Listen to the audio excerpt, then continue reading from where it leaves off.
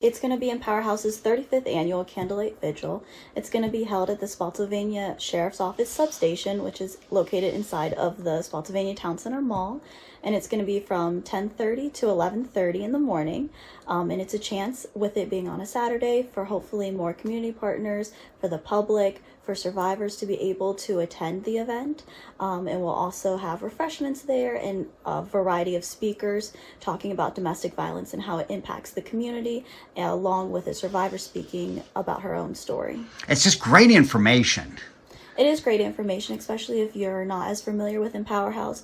You will see a little sense of what we do on a day-to-day basis and get to learn about us as a resource and other community resources. Well, and I think even for people who are going through it, to hear the story is encouraging. But also, you see that you're not alone. There are partners, and there are people that really want to help you. Yes, you see that you're not alone and that resources are available. And also it inspires hope that, one day that if you are in that situation, that you can come out of that situation with help. And we really just want to celebrate and honor survivors' journeys throughout this. And so for survivors and for those of us who are trying to serve and support them through this time. Every month is Domestic Violence Awareness Month. Yeah. Truly it is. But October is when it's recognized nationally, and it's really important to bring the issue front and center so that people can not only be aware of it, but be able to understand they aren't alone, to be able to talk about it in a way that brings it out of the recesses and out of the dark and makes it okay to say, you aren't alone. There's services out there to help. All of our services at Empowerhouse are free, and we really want people to be able to come to the vigil and not only hear a little bit about services, but also about other supporters in the community that are aligned to help them get support, help them reach safety, talk a little bit about offender accountability, which is really important, and also hear a story of hope. We have a survivor who is going to speak about her journey and how she came through and where she is on the other side. And that's really, really important to know that where there's hope, there is a way out to peace and to safety.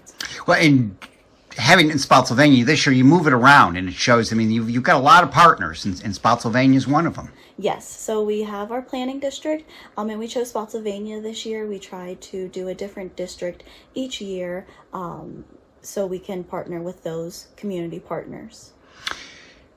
To put something like this together has got to be interesting and encouraging for you. That you see whether it's whether it's the story or the partners and just the community people who want to be involved.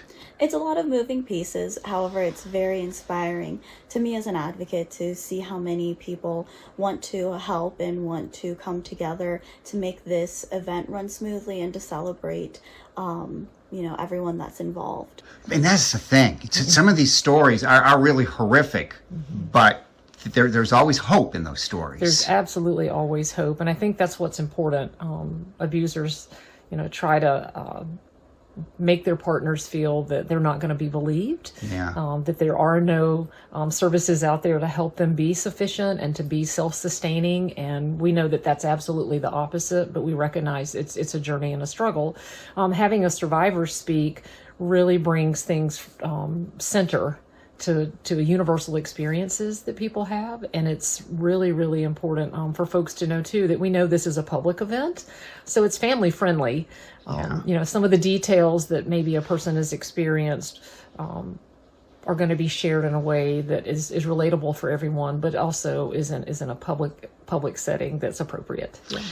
The other thing that the vigil shows is just the partnerships that you have with area law enforcement, with other agencies. I think just for victims to know that there are people behind you. There is a team of people behind. And so in Planning District 16, which is King George, Caroline, Spotsylvania, Stafford, and the city of Fredericksburg, that's our footprint. And located within that, not only are the Empowerhouse services, but we have our law enforcement, we have the food banks, we have the Commonwealth Attorney's offices, we have lots of folks who are providing mental health services, housing services, a lot of people that are coming together to align themselves all to support folks who are experiencing intimate partner violence. And when they're ready to access those services, then we're ready to unlock that and to help get them connected. Well, and what you all do is just, I don't know how to describe what you all do, because you can't even tell some of the stories that you That's all right. know. You do a pretty good job at times of being able to touch on them, but there's so many things that you do and so many stories that you can never tell. That's right. Confidentiality is critical because this can put people's lives in jeopardy, and so we are mandated to maintain the integrity of somebody's privacy. And so we hold that very near and dear. We do not share information, but folks are free to share information with us. And it's important they know there is going to be somebody on the other side of that phone. There's going to be somebody on the other side of the door. And so when they are ready, we are here waiting. It is an absolute honor and a privilege to be extended trust when folks are in some of the worst and most dangerous times of their lives. And so we're ready to step up and stand with them. And it's also important for the community to realize that all that you do, and the 1 in 4 statistic and all of that, when you're looking for an agency to get behind and to donate to, you do need community support to do all the things that you do. Oh, Ted, thank you so much for mentioning that. Yes, we could not do what we do without the support of the incredible donors in our community, the folks that are calling, that come to us, say, what can we do? How can we help? They can call the office and ask about that. We can get folks connected that way. There's information on our website, but it is really critical. The need doesn't go away. It's a constant. And so there's lots of ways that people can support the mission. We have been fortunate enough, about 48 years now, we're approaching 50 years very soon of being the provider of these services in our community. And we know the need is there, and we are so grateful for the support we get. Empowerhouseva.org, and it always strikes me that when I come to your offices, just that you have to have security and you have to do things that other agencies might not have to do, but that's what you do. Well, we know these situations are very dangerous, and that folks that are in them are surviving and navigating them every day, and we want them to be safe and secure when they're with us too, so that we can assist them on those next steps. And it's going to look a little different for each person, but advocates are here and ready and willing to talk to anybody in person or on the phone when they're willing to reach out. Our hotline number is 540-373-9373. I can't stress enough that number again is 24/7, and it is confidential.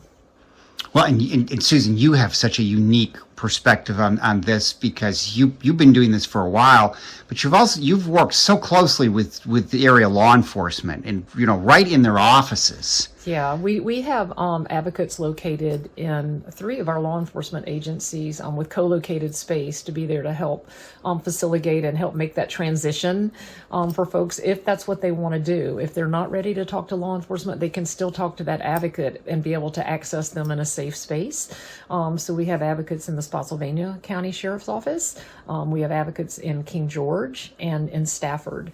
And Spotsylvania, actually, this year is where the vigil is being held, and partnering with the Spotsylvania County Sheriff's Office as well as the Commonwealth Attorney's Office in Spotsylvania. Susan, that's so. It's in talking to law enforcement, they tell you how much they've learned how to deal with these situations thanks to Empowerhouse, and you all working so closely with them. Yeah, it's really a beautiful thing when you have the opportunity to kind of have that cross-educational moments when law enforcement knows they can come to us for the support that they need, for the hard work that they're doing in the field, and when we know we can go to them and say, we're concerned this person has given us permission to highlight some things for them. So it's a important relationship, but it's one that does focus on safety for people. I always learn, and I still don't know all the different services Empowerhouse provides. So it's really a chance for you to get the word out on some of these services. Yes, we have a plethora of services that we provide, and attendees will be able to learn about them, and there'll be advocates even in the crowd if they want to ask them some questions about our services or how to get connected to us. 10:30 to 11:30 on Saturday. Yes, 10:30 to 11:30 this Saturday, October 25th.